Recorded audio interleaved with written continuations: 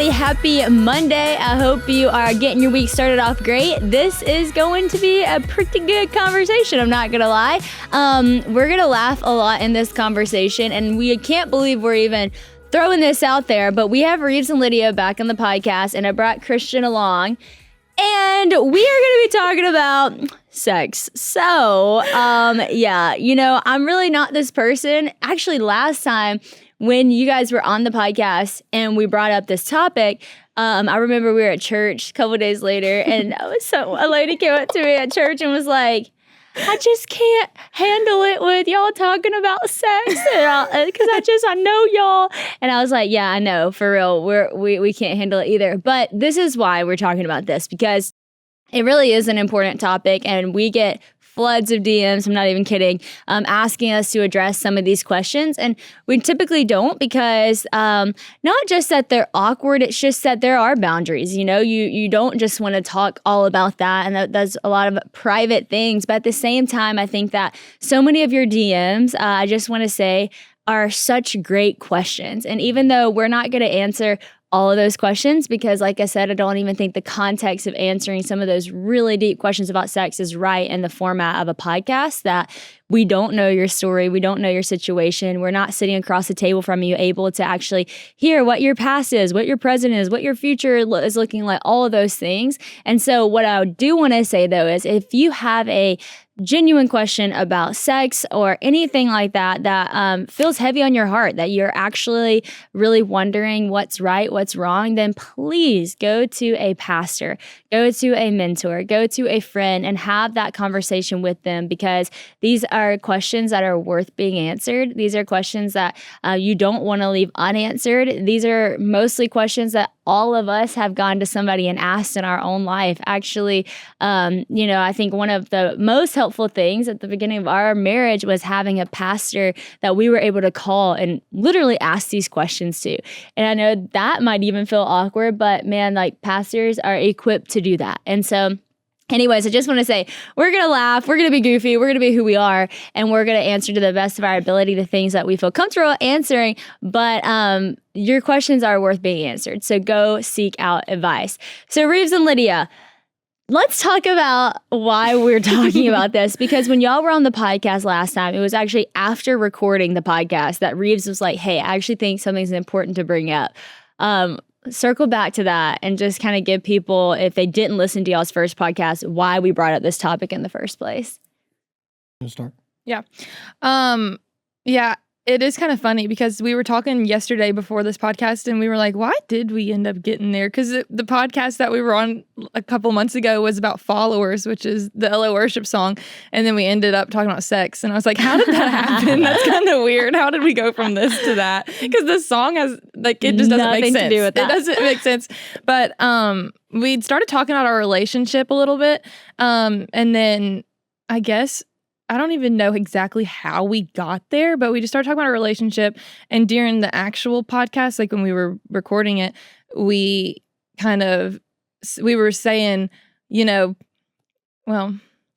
were saying about how if y'all would have started dating, yes, the time maybe you wanted to start dating, yeah, then you weren't going to be ready. We were saying that time, we just said it very vague. We didn't go into it, and we didn't actually say why. So we had said, if the first time Reeves had come to me, if we had started dating, our relationship wouldn't have been what it actually turned into being months later. But we didn't say why that was the case. We just said that. And then after the podcast was done, Reeves said, we should have said, like, we should have talked about the purity aspect of it. And you were like, well, I wanted to ask, but I wasn't going to make y'all talk about it if you didn't want to. Mm-hmm. And so then we started recording again, and we just kind of got more open and real about that, I guess, and just the things that we used to struggle with. And then I talked about how before Reeves and before our marriage, like, sex was never a good thing, I guess, in my life and in my past relationships, just because it was outside of the will of the Lord. And then that turned into the podcast title, which was funny. Well, we sent y'all the podcast title idea, and I can't even remember what it was now. What was it? It was, I didn't know sex could be so beautiful or something like that. Yeah. And because Olivia, she called me and she was like, I need to ask you a question. And she called me and she was like, hey, so we just want to get your thoughts on this before we, put this out there. But we think we're going to title the podcast, I didn't know sex could be beautiful. And I was like, oh, well, because it was only like the podcast, it was only like the last 5 minutes of the podcast. And two, it wasn't even going to be on the podcast. Yeah. This was an afterthought that we said, well, let's just record it because this is part of y'all's story. Yeah. And then it was so powerful. And I think it was like the most powerful point. Yeah. Everything else on the podcast was so good. But I was like, that was really good. And it's one of those moments where, our podcasts are about an hour long. Not everyone listens to the end. And I was like, I don't want people to miss the end. Yeah. So let's title it something that makes them go, I got to listen to hear that part. Yeah. And I think, Reeves, you were like, no. Yeah, I said no initially. He got home and I told him and he was like, are you serious? I was like, yeah. Reeves is not usually like that, though. Yeah, I don't know. There was just, I guess it just caught me off guard. I just was like, no, I don't really want to do that. Well, I would agree. Yeah, It took me a minute to think about vulnerable. it. It is. But then vulnerable. we talked about it, and it was like, well, we did talk about that, and we want people to listen to it, and that is probably going to get people to listen to it, and it could be impactful for them. They might need to hear something in that. Yeah. And so then I was like, okay. Well, Reeves was like, I would never say that. And I said, well, I did say that. Yeah, I was saying, I would never say what the title is. Like, I would never say, like, I never knew sex could be so beautiful. Like, it just doesn't sound like something I would say. Yeah, hey, you should go check out the new podcast I was on. Like, well, what's it called? Yeah. It's called The Title of the Sex. I know sex can be so beautiful. Oh, okay. Kind of weird. Well, when you say it like that. Kind of weird. Well, that is funny because Lydia was weird. like, no, actually, I did say that. And that's why I was like, it's not even clickbait. You literally said that. Yeah. What is what we talked about.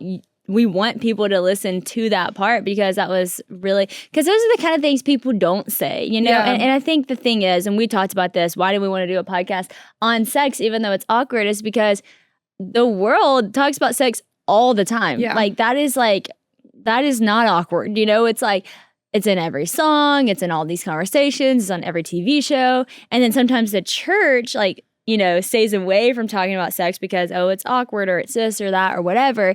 And I'm like, I don't want people to just hear that in the context of the world. I actually want to be able to have healthy, open conversations in the church. And y'all said something that not a lot of people say. It's like what you did the first time is what most people do. You allude to it and then you don't say it. And then after you're like, hey, let's not be vague. Let's just say what it was. Because if we would have been dating months before, we probably wouldn't have purity wouldn't have been a main priority in our relationship. Yeah. And thankfully, we waited a little while to even date to where purity was a priority for both of y'all.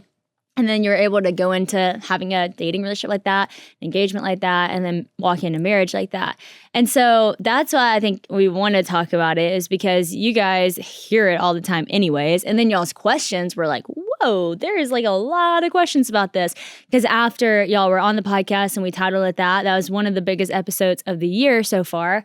And then we asked the question online, what kind of questions do you have about sex? And the flood of questions made us realize, wow, people really do need some guidance around this. And again, not that we're the ones to guide you. I think you should, again, go see a pastor or counselor. Yeah. Let someone walk with your story in your life. But we'll go ahead and talk about it. So let's first talk about, you mentioned the will of God for your life. What is the will of God when it comes to sex and relationships? Because some people might be like, what is the difference in worldly and godly? And maybe they just think, oh, don't have sex till you're married, but why? Because I think a big thing that the church could do better at is just explaining the picture that God actually created from the very beginning. So anyone want to tackle that? I can feel y'all looking at me. We are.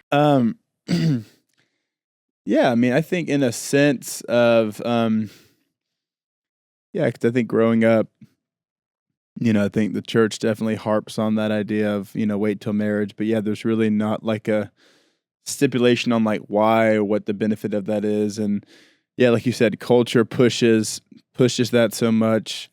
movies push that so much, songs push that so much. So it's like, yeah, it's these like conflicting things of the church is saying this, but then the world is saying this, but then there's really, like, at least for me growing up, there was never much of like what the benefit of it is. It was like, oh, that's just, a thing that you do. It was never like this like sacred picture that I kind of had growing up.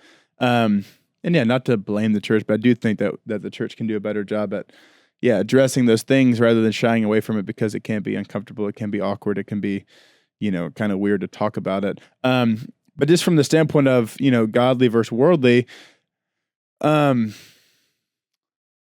a sticky, thing to kind of try to address, because like you said, the world tries to push it from the standpoint of like, you can do all these things, but then there's no repercussions for it. Mm-hmm. And there are repercussions for it, whether you realize it or not, whether it's psychological or biological or whatever. Like, there are consequences for your actions, and that's something that the world never addresses. The world never addresses like, hey, there will be, consequences for you doing this. There will be people in the future that, will be hurt by these decisions that you're making.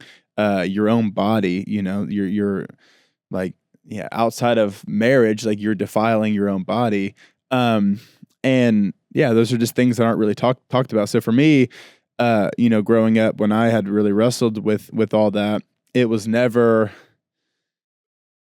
like, it's tough to think back on it, because it was never like, oh, it's like, I knew I shouldn't be doing those kind of things, but it was like, there was no future thought of like, how would this offend somebody or my spouse, or like, how could this damage friendships or relationships or whatever, just because it felt so normal from like a cultural standpoint. So for me, obviously, godly versus worldly, the Bible says wait till marriage, and, because of that, like, that's God's plan.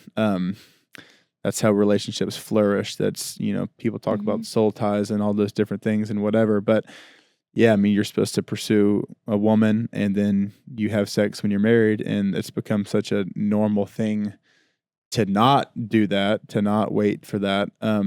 That you're almost weird and outcasted if you do choose to do that. And it makes headline articles if you choose to do that and abstain from that. And it's crazy how shocking it is. It's crazy how shocking it is. Like, it's weird. But yeah, I think obviously godly versus worldly, like, the world wants to push that you can do it as many times as you want with as many people, and there's no repercussions for it. There's no consequences for it. And it's just, you do your thing, and that's just, it's gotten so common to where it's like, it's the same thing as kissing somebody. It's like, oh yeah, we had sex, but it's like, that's a deeper thing than just you kissing somebody. You know? I think it's become so normal that we view it like that. The Bible talks about like, you're becoming one with that person. That's what I was gonna say. And it's like, God's intention was that you become one with one person, And so that's what, like, Adam and Eve, they came together as one, and they were fruitful and multiplied. They had kids and stuff. And also it talks about how like they were naked and they felt no shame.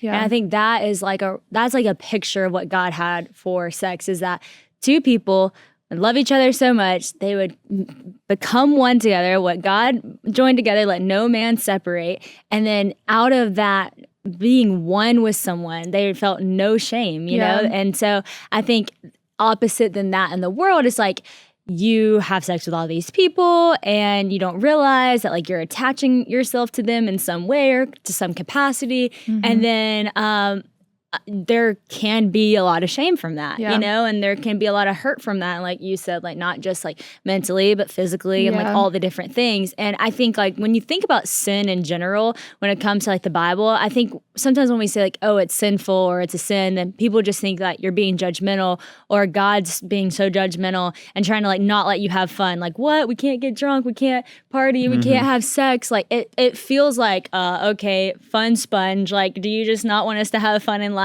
This is just like judgmental. But actually, like if you really read the Bible, it's not out of like this heart to just judge and dictate and like don't have fun. It's all out of the context of love. Like, this is how much I love you. This is what I created you for. You shouldn't have to feel shame. You shouldn't have to have a hangover the next day and have a headache, and because like that was your idea of fun. Yeah. You can actually like have joy and laughter and fun and love and feel no shame and have like freedom. And I feel like when you understand the context of like God's designs and under that umbrella of like, oh, he's looking out for me. Like, because the road, to sin leads to death. Like, these things don't lead to good things, but the path, of God, like, it leads to life, and I think that's really the umbrella you got to look at it under. And I think, people ask, like, how do you get out of thinking, let me read it exactly. How do you get out of the mindset that sex is bad once you're married?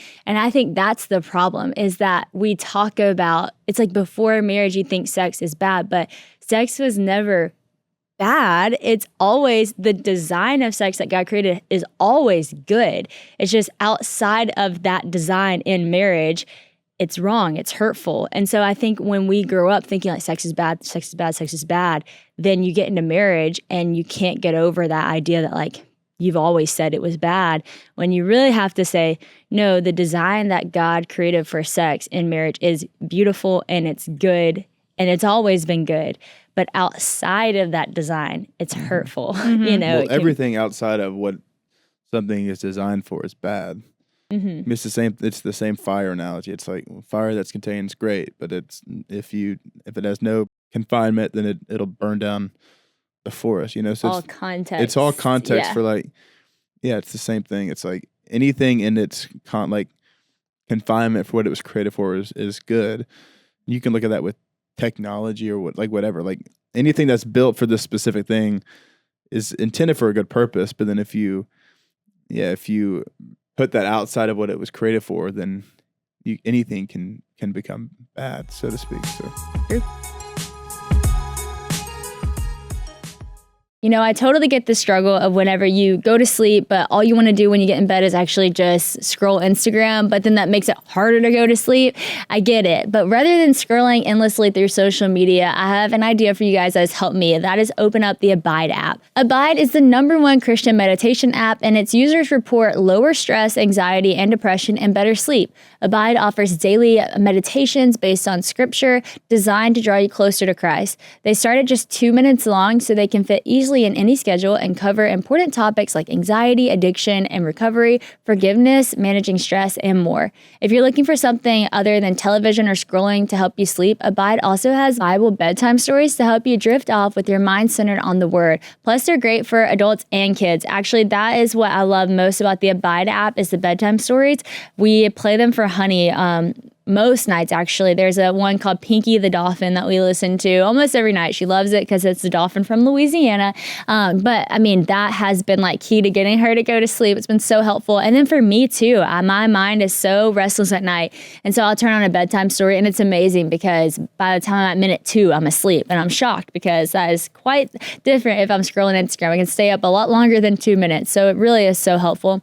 There are already millions of people who love using Abide. It's not just us. And for a limited time, our listeners can actually get 25% off a premium subscription when you text WHOA to 22433. So get started now with 25% off a premium subscription by texting WHOA to 22433. You'll get additional stories and meditations, premium music, soothing sounds, and more. So support this show and get 25% off by texting WHOA, that's WHOA, to 22433. I don't want to skip ahead if this is coming, but that makes me think about just the trap I think a lot of people get into is like, especially in engaged relationships, is that, we love each other. We know we're going to get married. We even have a date on it. And like, so, the temptation's just so strong. Like we're going to, and I don't see why that's a problem. The thing that I heard, and I can't remember if I said this one on the last podcast, that just changed my perspective about that. I wasn't necessarily struggling with that. I think it was a thought sometimes. But at some point I heard that with the way that God designed marriage and the purpose of sex and how that works with and how it's supposed to be within a covenant of marriage, then you going and having sex before you enter that covenant of marriage is not honoring what God designed for the covenant of marriage. So if you're willing to do it with your engaged partner before you get married, then you're going to be willing to do it after, because period, you don't have respect for the covenant of marriage in the way that God designed it. Mm. So what's the difference between, if you're going to go outside of those bounds and like we just talked about, like the purpose for something that God has laid out, then why would you respect the purpose and guidelines that God has laid out for when you are married if you're going to just go and do that when you're engaged? Yeah. And that's really hard. I mean, I'm saying that, like, I know that that's going to be hard for a lot of people to hear. And I think that there's redemption for anybody that maybe is hearing that, like, oh, we already have had sex and we know that it's wrong, and that kind of is the train of thought I was on. There is redemption for that. But for you to be able to experience the healing that God wants to bring into that situation, you have to come to an understanding of, like, okay, I need to be obedient to what God is saying about this. And maybe I need to change my perspective. Reread the question again. How did you get out of the mindset that sex is bad once you got married? Which not everybody, like, that. That's even going to sound weird to people because... No, for sure. Well, what I was going to say was, like, even with that question, there's two sides to the coin, right? There's the person who's never had sex, who comes into marriage and thinks it's bad, feels wrong, and, like, doesn't know how to kind of handle that. But then on the flip side, there's the person who has wrestled with the shame from having sex.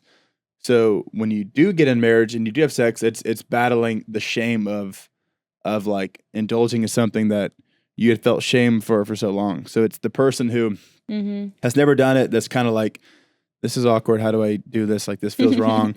But then on the other person, it's like, it's the battling the shame feeling of, like, that's what I'm saying. Like, one person attaches it to, like, this is so wrong, you shouldn't do it, versus the other person attaches shame and, like, maybe like humility or like humiliation from it. So it's a two, you know, it's multi-dynamic, if that makes sense. Here's the thing that I think we have to say from the beginning too, that the whole podcast was titled, I Didn't Know Sex Could Be Beautiful, because it is beautiful. Yeah. And so we're talking about some of the hard things to navigate based off of what the world has made it become. Not because it's not awesome and beautiful and wonderful and all the things, because it is, and that's what God designed. That's what you get to step into. But there are some effects that, you know, sin has had, and what Christian's alluding to is sin, whether you have had sex with multiple people and you feel shame from that, or sin from, like, your own self-righteousness, thinking like, this is bad, this is wrong, blah, blah, blah, and all the different things. Lydia, I don't want to skip over you before I go to the next question. Okay, what are you thinking? I was going to ask, could we kind of tie in the first question and that question back? Because I feel like I can give a perspective on both of them too. For sure. Could you read the first question again? I can't remember what the first question was. It was the one with the will of God. Okay, I just kind of came up with that. Okay. But I wanted to address that because, again, like, people might click on this podcast and they're like, they never heard about God's will for sex. They're like, wait, what? Like, why are Christians, like, so don't have sex before marriage? Like, why? Because it's so normal and it you know, it's a natural response from your body. Like, that's what you want to do. So why are we saying you shouldn't? Okay. Yeah, I kind of wanted to give a perspective on, like, a female side of that too, I guess. Because, like, everything Christian said, I agree with. And I just feel like so often in the world, like, what we see, like you were saying, like, on the movies we watch and the books we read and just so many different things, especially, like, for me, like I was telling y'all the other day, I was like 13 years old reading books I should not have been reading, you know? Yeah. And as a 13-year-old, like, I had no idea that was even necessarily wrong. I was just, I don't know. And that gave me such, like, a skewed idea of what, like, sex should look like or what a relationship should look like. And then just different things like that. And so many times in those, like, books and movies and TV shows that we're watching, you don't see, like, you never see the effects of it. Like, there's so many, I always think about, like, Nicholas Sparks movies. Like, I love them, don't get me wrong. But, like, you see them, like, they're in a relationship and all, and it's this great thing. But then a lot of times, like, then another person comes along and then they cheat on that relationship with this person. And then there's so much sex involved and there's all this. And then at the end, it's like, oh, and we're happily married and we love each other and it's great, you know? But they don't show, like, the effects of all of that like baggage that was in there too, you know, like they don't show how it feels to go from this to this and how it feels to have had that situation you're in. You know what I'm saying? That's so true. And so like you only see the good. Like you see like, oh, like they wanted this person. They got what they got what they wanted. Yeah. They had sex. Like, okay, it was great. It was passionate. It was like that's good. Like that looks good, you know? And that's what you grow up seeing. And so, I mean, like you said then after Christian, that's what I was thinking is the Bible says like when you have sex, you become one with someone. And so when you have sex, whether that's in marriage or outside of marriage, you are becoming one with a person, and it was never meant to be torn apart, you know? Yeah. And so when you have sex with people, just whoever, when you have sex with people and it is torn apart, like that wasn't how the Lord intended it to be. And it hurts, and it does cause shame, and that does stay with you. Like there's so much redemption in it, but there, like Christian said, there are consequences to that.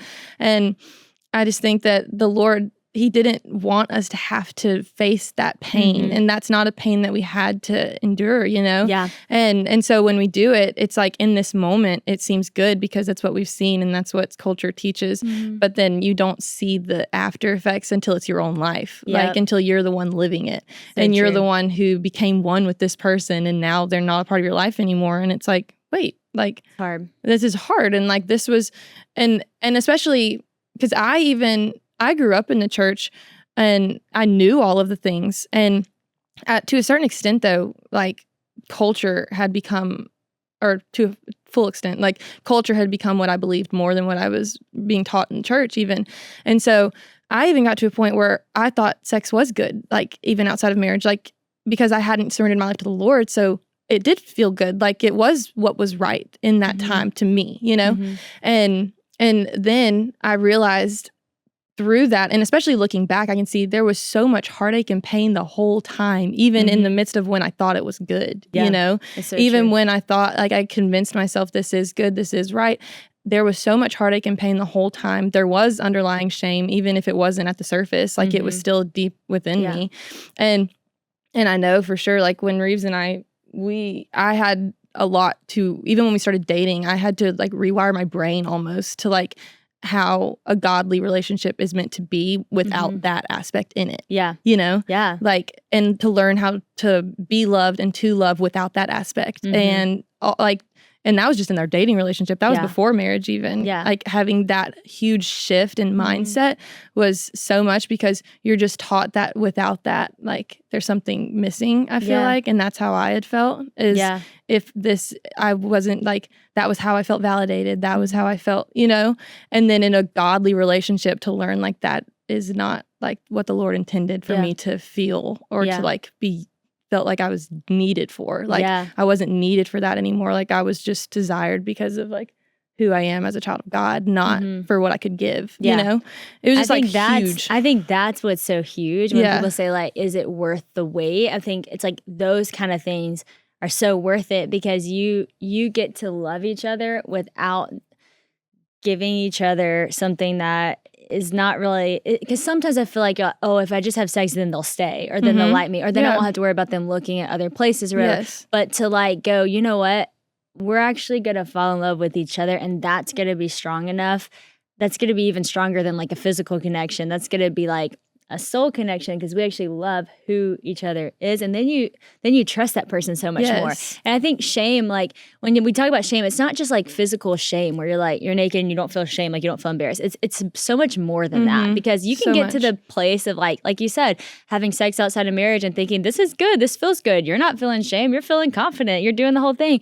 But it's like it's more than that. It's I trust this person, I love this person, I tell this person my insecurities. I know his insecurities. We're walking this out together, you know? And people say like, oh, how could you get, what do they say? Like, if you haven't test drove a car, like, how do you know that it's going to work? It's like, because it's so much more than that. It's like when you have an emotional connection, you love each other so much, then like, that just is easy. Like, you know how to drive a car, you'll figure it out. Yeah. You know? Trying to define marriage by how the sex is going to be. Yeah. And such a small... I just bought a new truck. I didn't need to test drive it. Because you know why you didn't need, awesome. You know why you didn't need to test drive it? Because you knew every single thing about that truck. That's so true. You literally researched every single thing there was to know about the truck for years, by the way. And you're like, this is my dream truck. This is my dream truck. And then you didn't even need a test drive that thing because you knew everything there was to know about that truck. And you knew it was going to drive well. Even more, you started talking about that truck like over a year. We can't say the name of the truck. Yeah. It's a private relationship. Well, dude, it's a nice truck. You didn't just jump into that relationship with that truck. I'm making a metaphor. This is so funny. No, this is real. Like, People always say this. Like you waited. Like you kept driving your last truck for a long time. And I knew that you had everyone knew you wanted the other truck. Yeah. And how much better was it once you got that truck because you waited? Better because you waited. We could definitely get lost in that analogy, but that is so true. It's real though because that's what people say. That's what the world's like. Well, how could you? No. I wasn't making a joke. I was being serious. It's so real though. Well, it's just you're defining. You're not taking into account anything else that God says about marriage if you are going to follow that philosophy. Test drive the car. That's just, I'm not trying to be critical, but that's just a really immature way to evaluate something that's permanent. It's for the rest of your life. Being a mom to a 3-year-old and a 1-year-old, I could use every minute of sleep I can get. Getting the right amount of sleep impacts your life in a big way, but some of us struggle with staying at the right temperature during the night. If that sounds like you, then you gotta try out Miracle Made bed sheets. They're made with silver-infused fabrics that are inspired by NASA and specifically designed to keep you at the perfect temperature all night long. So no more waking up sweating or shivering. Plus, the silver infused into Miracle sheets prevents up to 99.7% of bacterial growth, so they stay fresher longer and feel cleaner 3 times longer than any other sheets. Less bacteria also means fewer clogged pores, breakouts, and acne, which is something that I can definitely get behind. Miracle sheets aren't just cool and clean, but they're also super comfy too. They feel as great as luxury brands, but without that luxury price tag. The first time we tried our Miracle sheets, we were so sold. We were like, this is the best thing ever. It is so comfy, so soft. Also does keep you cooler at night. That we ended up ordering another pair for our guest room and another pair to exchange out in our room because we were like, these are the best. So go to trymiracle.com/woe to try Miracle Made sheets today. And whether you're buying them for yourself or as a gift for a loved one, you can order today and save over 40% off. And if you use our promo code WOE at checkout, you'll get 3 free towels and save an extra 20%. Miracle is so confident in their product, it's backed with a 30-day money-back guarantee. So if you aren't 100% satisfied, you'll get a full refund. Upgrade your sleep with Miracle Made. Go to trymiracle.com/woe and use the code WOE to claim your free 3-piece towel set and save over 40% off. Again, that's trymiracle.com/woe to treat yourself. The thing too that I kind of wrestle with in a sense is I think everybody has some sort of moral compass, right? Mm-hmm. Whether it's thou shalt not murder, most people know that that's not something that you should do. And I'm thinking about it from the standpoint of whether it's sex or pornography. I can look back at my life throughout middle school, high school, years when I was so wrapped up in that, there was always a sense of shame in it, mm-hmm. but the shame was never conviction. Yeah. I can think about being in high school and all of my worldly buddies that were just crazy. We would always talk about pornography, but it was always you always felt gross and you always felt bad for why am I so why is this such a huge, why am I so attracted to this? Why do I always want to go do this? Mm-hmm. But then this is just being completely vulnerable. I can remember times in high school, this might be TMI, but I'm just going to share it. I would literally be doing homework, stop doing homework, go watch porn, come back, finish homework. And I'd be like, I was like, what am I doing? This is just terrible. Why am I doing this? But I'm saying that to say there was something in me that's I know I shouldn't be doing this, mm-hmm. but it was the shame aspect of it. And I felt dirty. I felt gross, whatever. But there was no conviction from it. Mm-hmm. The shame hadn't translated into conviction until after I really got serious about my relationship with Jesus. So I'm saying that to say, you might be listening to this and you might be making these decisions and you're wondering why do I feel somewhere deep in me that this is wrong? I shouldn't mm-hmm. be doing this. when it feels natural, like, I'm just going to push back. Like that's the spirit. Like that's something in you that's contrary to what you were designed to do. Something in you knows there's something more for you. There's something whether it's better. like there's the physical body, there's your soul, there's your spirit. There's your spirit. Like there's something else inside of you that it's contradicting to what your flesh is wanting you to indulge in, because that's not what you were created to do. That's not what you were created to just fully engulf yourself in. So that's good. If you're listening to this and you're like, why do I feel like that? Like, it's because that's not what you were created and designed to do. I'm glad you brought that up, because someone says, how to avoid lust in your marriage. People always say marriage doesn't solve lust or pornography or anything. And I think this is really important, because so much of what we're talking about, as far as like not feeling shame in marriage, not struggling as much with lust in marriage, not struggling with pornography, it all comes like, if you're able to, and if you're listening to this post-marriage and you're sitting there and you're struggling with this, and there's still, redemption and hope. And there is always redemption and hope to be found, because Jesus is always, he rose from the grave. He's alive. Okay. So if he's alive and he will always be, then there's always a chance for hope and redemption. So like, hear me say that.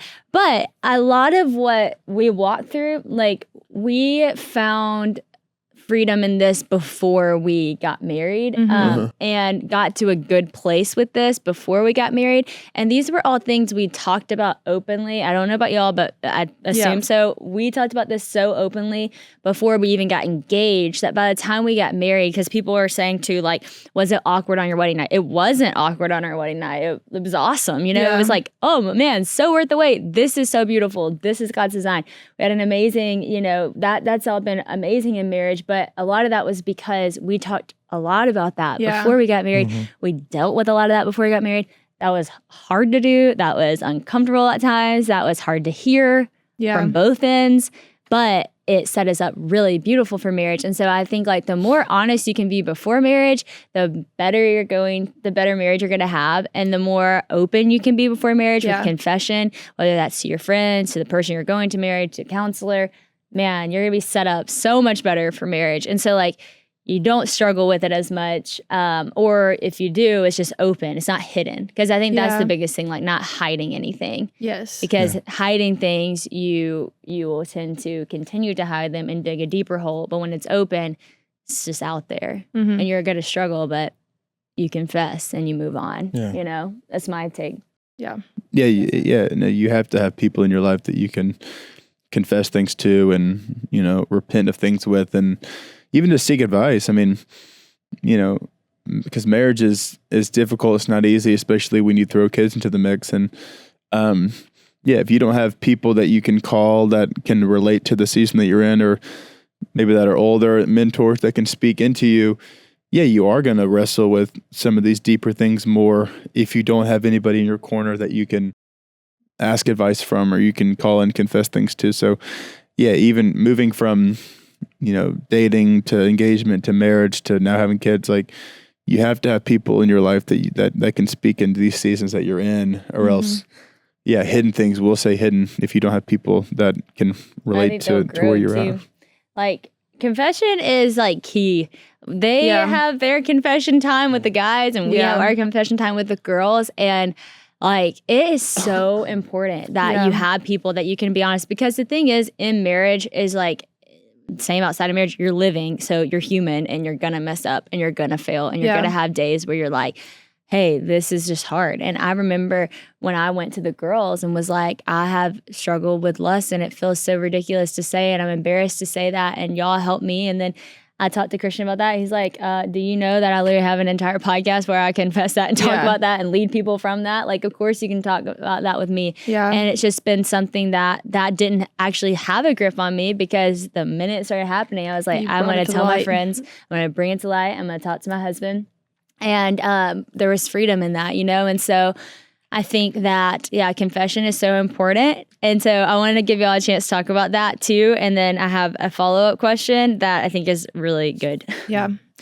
I was just going to say, I think it's so important too with like, when we're talking about this, I feel like so many people, the people listening to this, there's probably so many different stages of where you're at, Yeah. Like there's probably single people listening, married people listening, engaged people listening. Like there's all of that, I'm sure.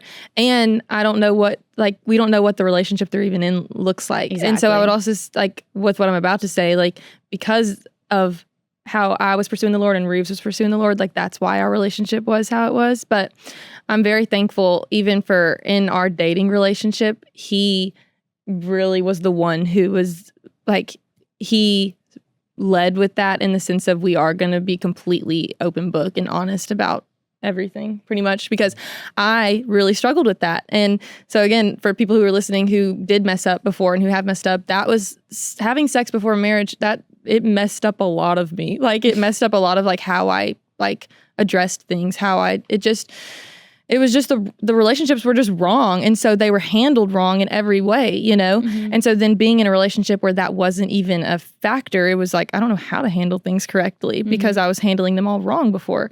And so I truly had to, like, we had conversations where I was like, I feel like I have to relearn everything about, like, a relationship when I'd been in plenty of relationships before. Like, I was like, I feel like I have to relearn how to do this the right way. And he really helped every step of the way. But he was the one who started off with being completely open book and vulnerable. And I'm so thankful now. I was talking to someone the other day how our relationship truly did and has started off open book. And, like, I feel like that's so important in a marriage.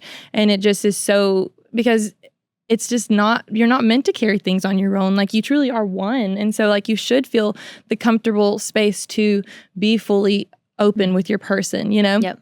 And so we definitely, in our dating relationship, started off just like, okay, well, here's me, here's who I've been, here's who I am, and here's who I want to be for you, you know? And that was, like, both sides. We had multiple conversations, I'm sure y'all did too, where you just, like, sit down and it's like, here it is. And then, I mean, our whole dating relationship, it just started like that. And Reeves always had, like, you could probably speak about it, but you And then had, Reeves like, started singing, 'cause all of me loves all of you. where did that even come from? You said all of me, and it just made me start thinking of that song. You know, this is kind of funny because this is going to be one of those, like, probably whatever. But again, I'm just addressing things that people in the world say and putting a truth behind it.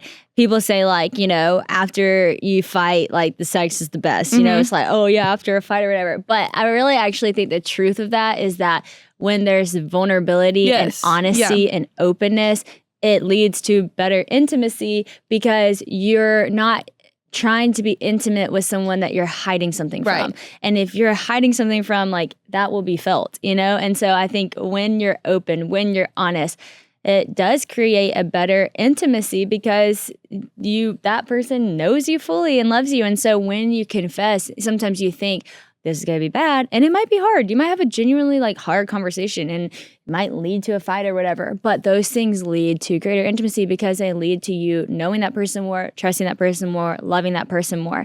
And so, like, I just want to make sure that we're painting the picture clearly that, like, we're not just saying, like, oh, sex is bad. Like, that's the opposite message we're saying, that we're actually saying it's so good. God created it so beautiful. And it's good when you are living fully free and when you're living fully known. And that's what makes it so incredible. You know? Beautiful, back to the title of our last podcast. Friends, sometimes life can just hit you hard. Whether it's a career change, a big move, a new baby, or something else, it can be hard keeping up with everything we should do to take care of ourselves. Taking care of your health isn't always easy, but it should at least be simple. AG1 has been a big part of my daily routine for years now, and it gives me energy and confidence that I am hitting all my daily wellness goals. AG1 is a foundational nutrition supplement, so each serving delivers everything my body needs, like my daily dose of vitamins, minerals, pre- and probiotics, and more. It is a powerful, healthy habit that's also powerfully simple. AG1 goes through strict testing and is backed by multiple research studies, so I know it is a quality product. Every scoop is packed with vitamins, probiotics, and nutrients, including vitamin C and zinc to support my immune system. Just one scoop mixed with cold water, and I'm getting everything I need to feel my best. Plus, I don't have to worry about taking a bunch of different pills or vitamin gummies. I have it all in one scoop. Research studies have shown that 97% of people feel more energy after just 1 month of drinking AG1. So if you're in need of an energy boost, AG1 is the real deal. And they say 1 month, but I'm telling you, one day I was feeling more energy. And if I'm running behind or in a rush, I can take my AG1 with me. They offer travel packs that I can take with me on the go, which is especially helpful if I'm traveling or going to work or heading on vacation. That's typically the way I drink AG1 is with the travel packs because it's just so easy. I love AG1. People often ask me, do you really drink AG1? I know you talk about it on your podcast, and I really do. I'm so thankful for this product because I am terrible at routine and consistency and taking all the medicine I should be taking, but this is so easy. It's literally one scoop in water that I should be drinking anyways, and it has everything I need for the day, and I genuinely feel so much better whenever I'm taking it as opposed to whenever I forget. So if there's one product I trust to support my whole body's health, it's AG1, and that's why I've been partnered with them for so long. It's easy and satisfying to start your journey with AG1. Try AG1 and get a free 1-year supply of vitamin D3 plus K2 and 5 free AG1 travel packs with your first purchase at drinkag1.com/whoa. Again, that's drinkag1.com/whoa to check it out today. I want to get specific and I want to kind of go back into the pornography thing because it's really needed. But to give context before, my life before I started following Christ was just really rough, and I was in a crazy party atmosphere, and pornography became a thing when I was 10 years old. So if you imagine, I'm 27, so it's 17 years ago. However long that I was watching it multiple times a day. And so, like you talked about in the story that you said, it's a coping mechanism. And so you have to identify it and understand. And I would encourage you, if this is something you struggle with, and I'm not just talking to guys, this is girls too, because there's a statistic that somewhere around 80% of girls struggle with this. So if you look at clinical studies, pornography, the dopamine and the serotonin in your brain is so high that it's equivalent to, it's either cocaine or methamphetamine. So the addiction levels are as high as that might sound crazy. I'm never going to do meth. Well, the chemical reaction in your brain is about the same when you're watching porn. So I just say that at first to identify how serious this is, and it should be serious to you. When you are watching pornography, it's a coping mechanism. And so when you're dealing with stress or anxiety, trauma, bad memories, and then, to be even more specific, abusive relationship, any kind of wound like that, you're going to run to your go-to coping mechanisms every single time. And so I laid out the context of my history because whenever I started following Christ, I was at LSU whenever I was living this super crazy lifestyle, and I moved to West Monroe, and I started seeing I guess it was a psychologist, and he had an addictive history and drug addiction, and that's what I was battling: alcohol, drugs, pornography. So I started having to bring all these things to light because I had met Jesus, and I was like, okay, there's some serious, I was still falling into these patterns of living. And so that's where I learned all these things that I think are imperative to know. If you're really struggling with pornography, and that's lust included, they're kind of hand in hand. You have to know what you're dealing with. And so if you think that whenever you get married, the problem with pornography is going to be solved because you can have sex, it's not true. And you may have heard that before, but I just want to tell you from experience, it's not true. And the temptation doesn't just go away ever. And I'll be fully honest to say, I have to take every single day seriously. And I don't know if you feel the same way. I have to wake up and I can't be off guard. And that means that I don't have full access to internet. And just recently, I just felt under attack, and we haven't even had TV, because things like one thing in your mind can lead to another, and the things that you consume have a huge part into where your mind is going to just kind of autopilot during the day. And so I wanted to go back into that, because if you're struggling with that, it needs to be addressed, especially if you're in a relationship that's approaching marriage. Because how do you think, if the way that you deal with stress and anxiety or whatever is running to pornography, how do you think you're going to deal with stress and anxiety in a marriage? Because that's a whole new level of stress. Because now you have somebody that is looking to you to lead. And if you have kids, you have human beings that are relying on you to live. Like, if you think whatever is going on, I'm not saying things aren't stressful before all that happens in your life, but I mean, you're going to have to step it up even more. So you got to, like, if you're listening to this and you're struggling with it, like, start talking to somebody now. Like, start making changes in your life now, because I have to wake up every day and just say, you know what? I'm going to seek after the Lord, and God be with me and guard me from temptation, because I know it's around every corner. And I don't know. I could go into that's more, good. but Yeah, because even if you're listening to this and pornography is not something that you really wrestle with, I always just say we have so much more autonomy of our lives than I think we realize. And like you said, you can delete the internet. Like, I do an ad for Covenant Lives on my podcast, and this is not like an ad, but like you can download this and it blocks you from searching specific things. And it's even the music you're listening to. So if I'm in the car and I'm listening to Future or Drake or whoever, and it's talking about sex and committing adultery and cheating and all these bad things, and then I get home and then I open Snapchat, because I'd Snapchat my friends, and it's the first, you open it up, and then the top thing from Cosmopolitan or whatever, it's top 10 sex positions or whatever. And then you go to Snapchat somebody of the opposite sex. It's like you're framing like these thought patterns to like want to see something that is inappropriate. And even if you're not going home and watching pornography, it's those subliminal things of like, oh, I just saw it. I didn't click on it, but you saw it. And then in the back of your mind and your subconscious, that puts some sort of thought in there that when you go to Snapchat somebody, it's like you're thinking about this inappropriate thing. And then you get back in your car, then you're, let me listen to more rap music, and it's sex,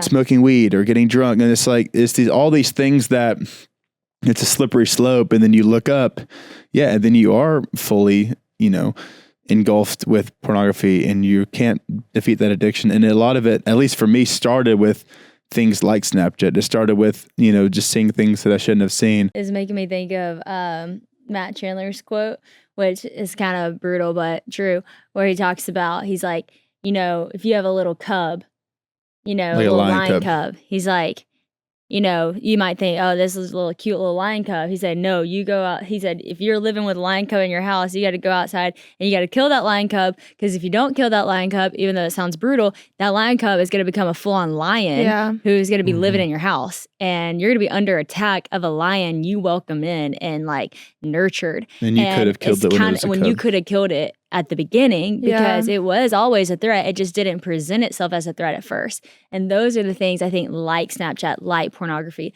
where it's just like a little lion cub, like it's not a big deal. It made me feel good. It's, it's part of my life. But then you invite that lion cub to keep growing. It's going to turn into a lion that can devour you, you know? And I think that's an excellent analogy. That is. But it sounds so intense because there is an intensity to the things that we're casually Jesus bringing said, into our life. Cut off your hand, gouge out your eye. Like Jesus was like, no, severity to chill, no messing around.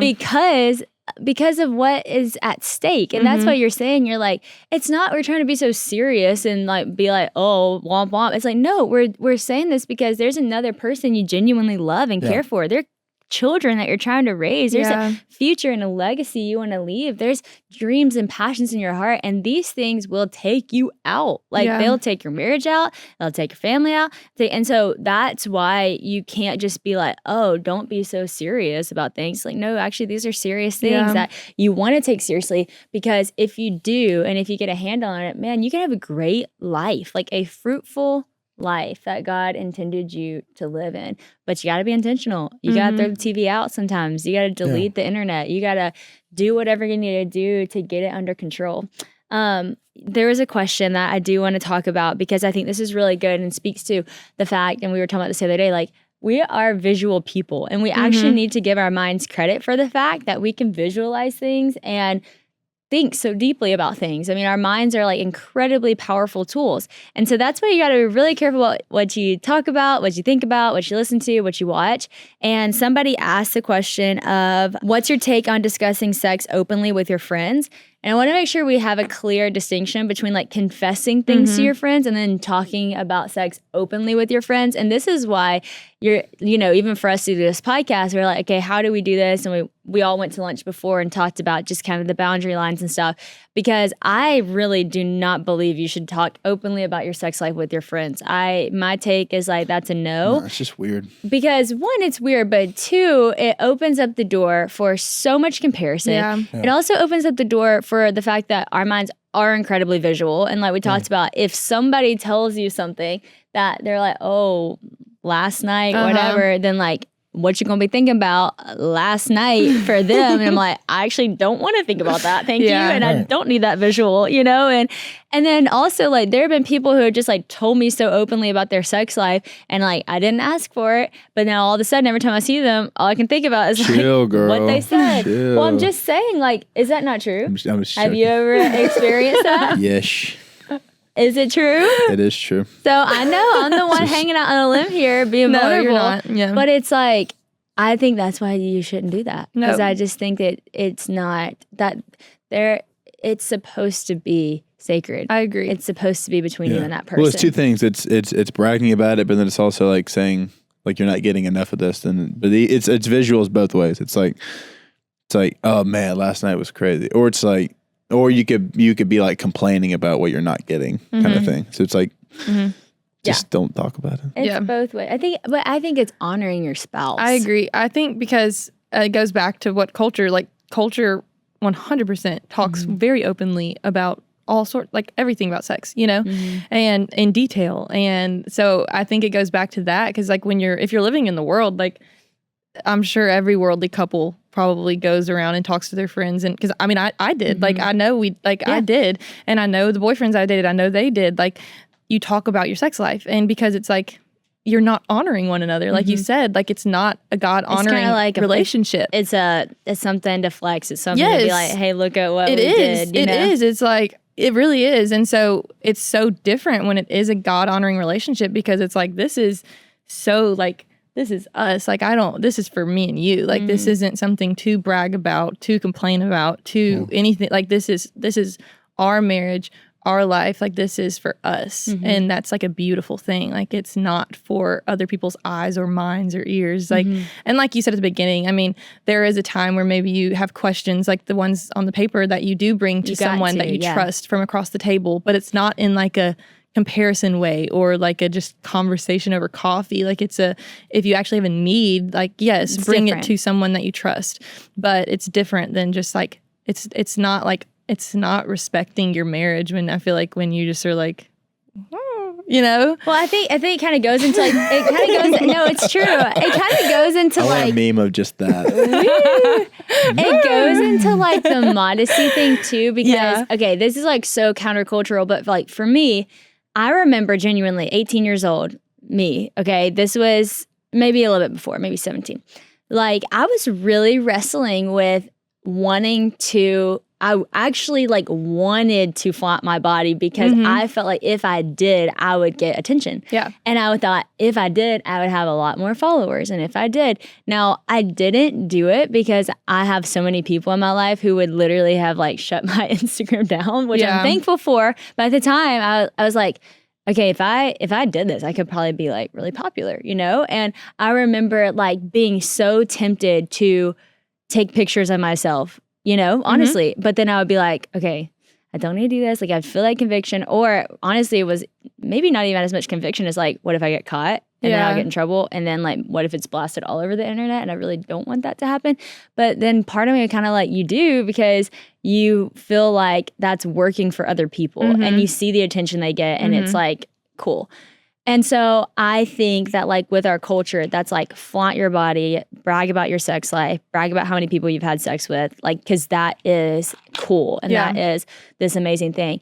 It's so countercultural to hide your body, in a sense, not fully. I mean, modesty is so relative to what you believe modesty is. Yeah. But like respect your body, respect your marriage, respect and honor those things. And I think you have to just look at it in such a different way. Like, my body, why would I want that attention? Why do I think I want that? Why do I want all these people that don't even know me to see my body unclothed? What does that give me? Yeah. But then to think about it opposite and be like, actually, I'm going to honor and respect myself enough that I don't need that kind of attention, because that's actually not going to get me what I really want. I actually desire to be respected. I desire to be loved. I desire for people to look at me in the eye and respect what I'm saying. And I also desire for like our marriage to be intimate and like for just us, and for like you to see me and me to see you and no one else. Yeah. And so I think it's so tempting to want to just flaunt, to want to just give. But I think that's whenever we're doing our life for ourselves, it's so selfish, you know? And selflessness, I think, is really when you get to discover the power of like what love is all about, you know? Yeah. And so I just think if we would stop for just a second as people and say like, why do I want to watch porn? Why do I want, like you said, you got to get to the bottom of that. Why do I want to take pictures of myself and send them to people? Why do I want to post inappropriate pictures? What do I feel like I need? And am I actually going to get that by doing this? And you probably get down to the bottom of it and say, no. Yeah. Like, I got to switch. I got to switch gears. And so I don't know. I think that when it comes to talking about it openly, yes, in trusted spaces where you genuinely are asking, and maybe it's confession, maybe it's asking advice, maybe it's like, hey guys, like, do you think this is healthy? Like, yes, open it up. You need that kind of stuff. But also, like, there's a boundary and you don't actually need everyone to know about that part of your life. It's meant to be sacred. It's meant to be special. It's meant to be intimate. And it's meant to be with one. And so, y'all, there's like so many things we could talk about. There's so many questions we've gotten. I think, though, that to me, this is really helpful. I hope it's really helpful for y'all listening. It's one of those things where I'm so grateful that you guys trust us enough to send in these questions and to ask us these hard questions. And I hope that you keep doing it. Like, I hope you keep sending the questions, and just know we will read them and we will consider how to answer them. But like Lydia said, because we don't know what stage of life you're in, this is not like, is not all of the advice is like one thing fits all, but what does fit all is God's design is for all people. You know, God's redemption is for all people. His love is for all people. His will is for all people. And so for all of that, dive into what God says about this. And if you're in that stage where you're like, I have lived this completely opposite, this is like so countercultural to everything I've lived and believed, just know we were all there too. Like, we all were in the culture too, with the world too, doing all the things too, feeling all the pressure. But then something changed in us when we met Jesus, and we realized there's actually something better for us. There's actually something more beautiful, more intimate, more lovely, more exciting, and quite honestly, more fun, you know, because it's actual fun. It's not fun attached to shame that you can have. And so I hope that you will consider that you'll pray into that you'll ask God to lead you in that. You'll read the Bible and understand what his original design was, and that you'll surround yourself with people that will help you get that. And so we appreciate y'all listening. Keep sending your questions, and thank you, Reeves and Lydia, for being the sex couple. And no. I'm kidding. Thank y'all for coming on and talking about the hard stuff, though. We appreciate it. If you're hearing what we're saying and you're like, I have the worst conversation coming, like, you're gonna, like, it's you're going to get through it. I don't know. I was going to try to say something. No, that's good. Because, like, Yeah. we had some of the hardest conversations, and, like, and we still have hard conversations. Like, it's part of it. Like, I don't know, for somebody that's not married. Well, some people, I think, I've heard people kind of, I don't want to say brag, but kind of brag about how, like, we never have fights. And I always think it's probably not good. Because you're probably not being honest, you know? Because I think that, you know, some of those honest conversations, like, hey, I'm struggling with lust, or I've watched porn, or my past is coming back. That's hard to say to someone that you love, because the last thing you want to do is tell the person you love that you're struggling with those things. But it's out of those really hard conversations that lead to you feeling the most loved. And when we were dating, I remember one thing that I had written on my list of, like, the guy I want to marry was, I don't want him to tell me he loves me until he really means it. And I don't even know that I really knew what I meant by that when I wrote that on, like, my list of things. But I just remember a lot of different relationships I was in, you know, we'd be like, I love you. But, like, we didn't even know each other, you know? And so that didn't really hold any depth. And I know I didn't love these people, because when we break up, we'd move on very fast. And it was like, there wasn't, like, a depth there. And so when we got into a relationship, and we were getting to know each other, it was a few months in, and I remember the hardest conversation we ever had, and probably to date, was about the vulnerability of our past. And there were things that you did not want to say that you said, and there were things that I did not want to say that I said, and there were things that were just the ugliest parts of our past that we were just like, hey, I just actually want you to know this about me, because I want you to know where I'm coming from and what I've dealt with. And man, that night was so hard. And we were actually in Florida. We stayed up till like 4 a.m., which I know if you're sitting here, you're like, boundaries, don't stay up past midnight. Okay, well, chill. We were having a good conversation. And we stayed up till 4 and we talked it all out. And we both cried and we hugged each other, and, you know, that was it. And then the next day, we flew to Louisiana because we were coming to like visit my family. And I remember that's when Christian told me for the first time that he loved me.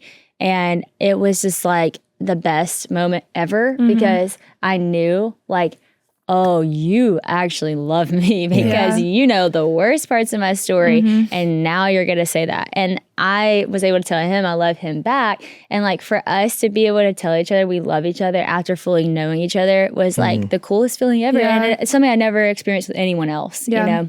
I feel like we had a similar experience, except for Reeves and I remember it was one time we were in the car. It was a similar thing. Like he was going home to drop me off or something. And we stayed in the car until like 2 a.m. And it was one of those conversations where it was like we were telling each other everything, except for actually I didn't tell him everything that night. And I remember it was like the same thing. Like it was a really hard conversation because we told each other so much. Like he told me his past, I told him my past, but there was still like one thing I was holding on to. And I actually think you did tell me you loved me before I had said that one thing. And I remember, like you're saying, like, I remember, like, when he told me he loved me, we were, like, at his house and on the couch, and I just remember, like, I don't even know that I said it back immediately because my first thought was, that was the moment we had the conversation. My first thought was, you don't know me, though. Like, you don't really know That's me. so like, good. Because it's like, if you knew, yes, I was like, not. if you knew this one thing, I don't know that you'd be saying this right now. And if you didn't hear that, rewind it and listen to that again. Because it's like, what? Go ahead. But in that moment, like, he told me he loved me, and I just started crying. And I think I cried for like literally hours before, like, and he just sat there with me. We didn't have the conversation for a while because she was so upset. I didn't know how to like say it, I guess. And I just was crying because it was like one of those things, like like you said, no one before, like this was something so new. I didn't want to have to say it out loud. Like I was like, I've never had to have this conversation before. I don't want to have it. And I just cried for hours, and I was like, and I told him that before I actually said it. I was like, if you really knew me, like, I don't know that you would love me. And he was like, yes, I would. Like, I know I would. And then finally I like told him what I was so scared to tell him. And I mean, like, it was just like, literally, he was like, I love you. Like, that doesn't change a thing. Like, I love you, you know? And it was just like huge to be, it goes back to what we were saying earlier, just to be fully known, like to be fully known. And the person who the Lord has for you will fully know you and will fully love you no matter what. Like, And like you said, like those conversations are so hard, but you get through it, and it makes you so much better, and it makes you so much stronger. And because you are fully known, like truly fully known. This and is so powerful. It's just so like, I can think about people listening to this podcast maybe going, but do you have to? You know, like, why? Yeah. Like, do I have to do that? Oh, and the freedom. It's like, no, you don't have to. Like, you don't have to tell them everything. You don't have to tell them about your past. But if you do, like, the freedom you're going to feel and the love you're going to feel, and, like, I don't know that you will fully be able to receive all the love that God has for you and the person has for you if you don't allow that person to love the worst of you, you know? Yeah. And I think that's the true power of, like, intimacy and relationship is you see all of me, like all of me, the worst, the best, every season, and you keep choosing to love me. And to experience that on earth is a gift that God allows us to experience on earth before we get to heaven and we're fully loved by God as a father and fully known as his child and all those things. But like, he lets us get a taste of that in marriage, you know? He lets us get a taste of that, like really receiving love and grace and like, I mean, waves of grace and love. And it's just, I think that's when you get to see a side of God that is just,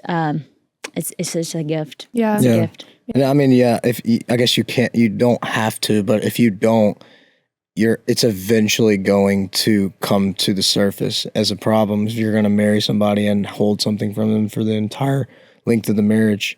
And we heard something in a revival last night. Is a story.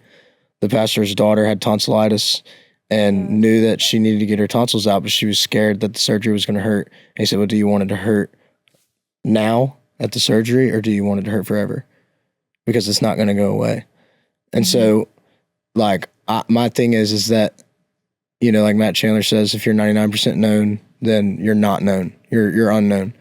And so if you do I want to say, if you have somebody that you think you're going to marry and you tell them that thing and they don't show you that love after, you are lovable, and that's not the person that's meant to love you forever. They're not the right person, and you are lovable, and there is someone out there that will love you despite what you've done or that thing that you had to share with them. So I just want to say that too. Yeah, because they don't understand. They might not have the capacity to understand the grace of God, you know, because I think like, your stories are going to be different, and you have to have the maturity level in Christ to know the same blood that washed me washes you, you know, and if you're not met with that, I mean, now I'm not saying you're not going to also be met with the genuine hurt and frustration that comes from sin and consequences of sin, but ultimately met with, I love you, and, you know, there is therefore no condemnation for those who are in Christ. Like, you got to get to that point, you know?